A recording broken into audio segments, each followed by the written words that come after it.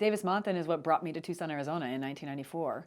So I came here to first train in the A-10. Every pilot who's going to be an A-10 pilot active duty would come through Davis-Monthan to get their training. So I did that, and then I was fortunate that my first assignment was also at Davis-Monthan in the 354th Fighter Squadron.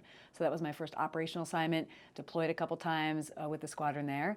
And when I was up for reassignment, which usually happens every 3 years or so as an officer, I qualified and was selected to be an instructor pilot to stay at Davis-Monthan and switch over to the 358th Fighter Squadron as an A-10 IP, which allowed me to start my clock over again for a whole new assignment. So I was really fortunate. The first time I was here back-to-back was a little over 5 years.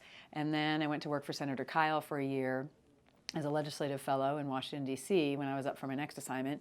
Spent a year in Saudi Arabia. Then the whole challenging the Pentagon about our servicewomen wearing the burqa sort of came to a head, and so I thought my career was pretty much over, and I had about a year and a half left on my commitment at the time, and so I asked to come back to Davis-Monthan. I wanted to come home, and I wanted to be in my community and transition out from here, and so I asked for a non-flying job, and they allowed me to come to 12th Air Force Headquarters. So my next assignment, starting in right around January of 2002, was being assigned to 12th Air Force Headquarters. So I was in the Combat Operations Squadron. We focus on Air Operations Center, air and space operations globally, focused on Central and South America to support Southern Command, but also able to deploy anywhere in the world. So I deployed back to the Middle East a couple times in that role, both for the Afghanistan and Iraq air operations with that team.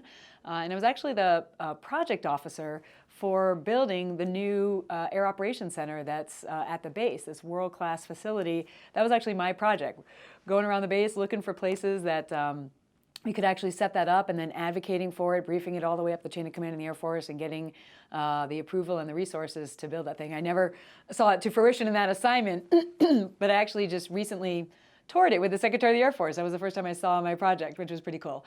From that assignment, some circumstances changed because I had won the battle over the the Muslim garb, and my commander at the time, General Hobbins, and then General Schmidt, they really were encouraging me, you need to stay in the Air Force. We need leaders like you, and you should stay, and you should compete for squadron command, which I did. And then I was selected to be a fighter squadron commander, and the squadron I was matched to was the 354th Fighter Squadron at Davis-Monthan.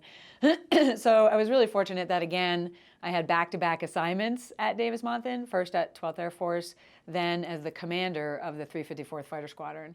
That was in command summer of 2004 to summer 2006. And took them over to Afghanistan, took our team over to Afghanistan in that time frame. And that was my last assignment at Davis-Monthan. So of my 22 years as an officer, I spent nearly 10 of them at Davis-Monthan Air Force Base on 4 separate assignments, which is usually pretty atypical. But I love the base, and I kept asking to come back.